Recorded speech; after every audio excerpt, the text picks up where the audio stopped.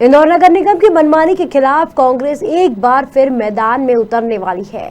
कांग्रेस पार्षद दल व नेता प्रतिपक्ष चिंटू चौकसे ने भ्रष्टाचार, कांग्रेस पार्षदों से भेदभाव, स्ट्रीट लाइट सहित शहर की 9 समस्याओं को लेकर आगामी 19 सितंबर को नगर निगम के घेराव करने की घोषणा की है। दरअसल इंदौर नगर निगम में चुनाव के बाद कांग्रेस पहली बार मैदान संभालते हुए अलग अलग मुद्दों पर नगर निगम को आगामी सोमवार को घेरने वाली है। इसी को लेकर निगम नेता प्रतिपक्ष चिंटू चौकसे ने मीडिया को बताया कि नगर निगम के अधिकारी लगातार मनमानी कर रहे हैं। जनता के पैसों को बीजेपी अपनी पार्टी के प्रचार प्रसार में खर्च कर रही है, जबकि इंदौर नगर निगम में भ्रष्टाचार, आवारा पशु, शहर के चौराहों पर एलईडी लाइट, पीली गैंग का आतंक चरम पर है।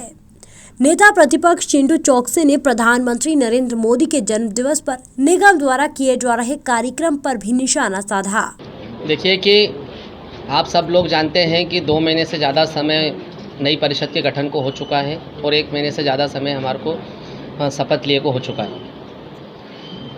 विपक्ष हमेशा हमने बोला कि सकारात्मक विपक्ष रहेगा, लेकिन जब शहर हित को लेकर काम होंगे, जनता के हित को लेकर काम होंगे, व्यक्तिगत हित और पार्टी हित से ऊपर जब काम होंगे, विपक्ष हमेशा सकारात्मक रहेगा। और जब तानाशाही की बात होगी, जब ऐसा लगेगा कि अन्याय हो रहा है, अत्याचार हो रहा है, तो कांग्रेस पार्टी और उसके सब पार्षद और कार्यकर्ता सब दृढ़ संकल्पित है कि शहर की जनता के साथ जब अन्याय होगा तो हम लोग ताकतवर तरीके से उसका विरोध करेंगे और जो लोग घमंड में चकनाचूर है उनका चेहरा बेनकाब करेंगे।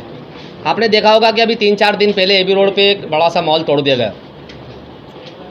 हमारा ये मानना है कि अवैध निर्माण 100% टूटना चाहिए, लेकिन अवैध निर्माण हो क्यों? सालों तक बिल्डिंग बनती है, सालों तक कंप्लीट होती है, सब कुछ होता है, अधिकारी लगातार, दरोगा लगातार उसको अपनी देखरेख करते हैं, सब कुछ करते हैं। एबी रोड शहर का सबसे व्यस्ततम मार्ग है, उसके बावजूद भी इतनी बड़ी बिल्डिंग बन जाती है, कंप्लीट हो जाती है और वो इनॉग्रेशन के स्टेज पे आ जाती है और वहाँ शोरूम भी खुलने लगते हैं। लोग अपने अपनी संपत्तियाँ उस बिल्डिंग में ले भी लेते हैं, अपना पैसा भी इन्वेस्ट कर चुके होते हैं। और जब आदमी अपना काम चालू करने की स्थिति में आता है, जब लाखों करोड़ों रुपए आदमी अपने खून पसीने की कमाई उस जगह पे खर्च करता है और जब काम करने की स्थिति में आता है, तो जब पता चलता है कि बिल्डिंग तो अवैध है, टूटने वाली है, अब सोचिए उसकी रोड तोड़ दी, उसका फ्रंट एलिवेशन तोड़ दिया, सब तोड़ दिया। अब जो आम उपभोक्ता है, जो कंज्यूमर है, उसका क्या दोष है? उसने क्या गलती करी कि नगर निगम के स्वीकृत नक्शे के हिसाब से बन रही बिल्डिंग में क्या उसने दुकान लेके या शोरूम लेके के गलती कर दी? उसकी क्या गलती थी कि अपना काम चालू करना चाहता था? उसकी गलती ये थी कि उसको ये नहीं मालूम था कि संबंधित बिल्डर ने नगर निगम के लोगों को पैसा दिया क्या नहीं दिया। अब जितना पैसा पहुंचना था, मुझे लगता है वैसा पहुंचा नहीं अधिकारियों के पास में। संदीप सोनी जी और पूरी टीम, उनको शायद जितना भी जो भी हित होगा मेरा मानना है कि पहली बात तो ये कि आप अवैध बनने क्यों देते हो? जब अवैध बन जाता है उसके बाद तोड़ने की स्थिति। अभी विजयनगर क्षेत्र में भी ऐसे मामला है, आपने पढ़ा होगा पेपरों में कि 2 बिल्डिंग एक जैसी है, कि ट्विन अप ऐसे कुछ नाम है उन बिल्डिंगों का। वो उनके बारे में पता चला कि वो 10% कमर्शियल उपयोग होना चाहिए, 7% कमर्शियल बिल्डिंग बन चुकी है, कोई एमओएस का पालन नहीं किया, कुछ भी नहीं करा गया और उनको भी तोड़ने की बात थी, उसको भी आपने बनने दिया, इंतजार करा, अब पता चला उनको भी तोड़ने वाले हैं। तो आप क्या करना चाह रहे हैं? अंधेर नगरी चौपट राजा है। आप चाहते हो कि पहले अवैध निर्माण हो, फिर आपका व्यक्तिगत हित सिद्ध हो जाए, और जब आपका व्यक्तिगत हित सिद्ध नहीं होगा तो आप उसको तोड़ने पहुंच जाओगे कि ये तो गलत बनी थी, हम इसलिए तोड़ रहे हैं। पहले हम सो रहे थे, आपके बीओ से लेके एडिशनल से लेके सब लोग, नगर निगम में जितनी बड़ी व्यवस्था है, सब सो रहे थे। इंदौर शहर में एक तानाशाही का, गुंडागर्दी का और भय और खौफ का माहौल इंदौर शहर में बना हुआ है। आज जितने भी काम करने वाले लोग हैं, अगर उनसे आप पूछेंगे तो सब लोग कहीं ना कहीं खौफ ज़्यादा है, कहीं ना कहीं तकलीफ महसूस कर रहे हैं कि इंदौर शहर में एक तानाशाही पूर्ण रवैया चल रहा है। अगर जो भी आदमी काम करना चाहता है, अगर उनने संबंधित जगह अपना टोल नहीं चुकाया तो मान के चलिए कि आपका नुकसान होना तय है, 100% नुकसान होना तय है। ऐसे ही बरसात लगभग मेरे को लगता है नियर अबाउट 50 इंच के लगभग बरसात इंदौर शहर में हो चुकी है। आपने पार्षदों के टैंकर इसलिए बंद कर दिए कि आपने ये बोला कि बरसात पर्याप्त हो चुकी है, अब टैंकरों की आवश्यकता नहीं है। किसी के पास 1 टैंकर पार्षद के पास, किसी के पास आधा टैंकर है, किसी के पास टूटा टैंकर है।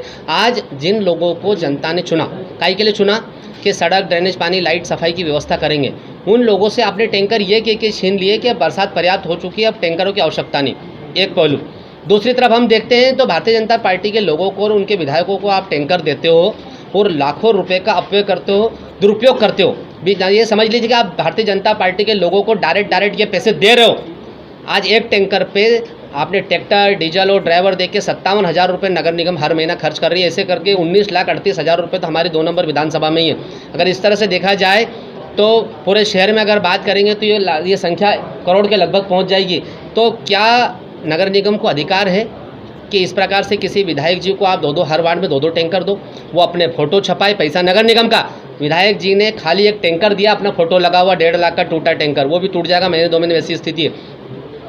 1.5 लाख का टैंकर दिया और 50,000 57,000 रुपये महीना नगर निगम खर्च करे और उसमें पूरा ब्रांडिंग भारतीय जनता पार्टी का। एक चीज़, उसमें भारतीय जनता पार्टी के कार्यकर्ता उन टैंकरों को चला रहे। तो नगर निगम जब इतना पैसा खर्च कर रही तो नगर निगम का क्या रोल है?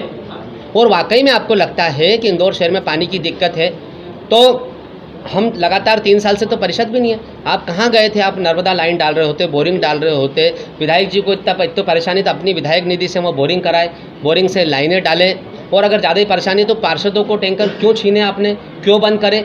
और ऐसा लगता है कि वाकई में दिक्कत है तो आपने कांग्रेस के विधायकों को टैंकर क्यों नहीं दिए? तो खाली क्या परेशानी बीजेपी की विधानसभा में ही है, जिनकी 20 साल से सरकार है। जिन विधानसभा क्षेत्रों में बीजेपी के विधायक हैं वहाँ 20-20 साल से, 15-15 साल से, 25-25 साल से आपके विधायक हैं और 20 साल से आपकी सरकार है। आप सरकार में, आपकी सरकार होने के बावजूद आपकी विधानसभा में, आपके वार्डों में आपकी परिषद भी लगातार है, आप पानी की समस्या दूर नहीं कर पाए। वहाँ पे समस्या है। और जहाँ कांग्रेस के विधायक है वहाँ पे पानी की समस्या बिल्कुल भी नहीं है, क्योंकि वो कांग्रेस के हैं। तो ये कौन सी दोहरी नीति है? ये कौन सी दोहरी नीति है?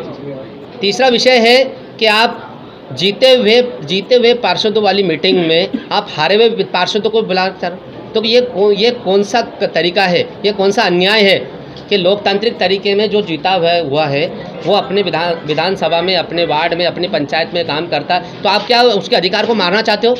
आप जीते हुए पार्षद के सामने बोलना चाह रहे हो कि ये हारा हुआ, इसका भी ध्यान रखना है, आप डायरेक्शन दे रहे हो अधिकारियों को। ये कौन सा लोकतंत्र है कि लोकतंत्र की पूरी तरह से हत्या करना चाह रहे हो, अंधेर नगरी चौपट राजा है, मारना चाह रहे हो? भाई ठीक है, ईश्वर ने आपको आशीर्वाद दे दिया, जनता का काम करो, लेकिन इस इंदौर से नीरज बोरासी की रिपोर्ट।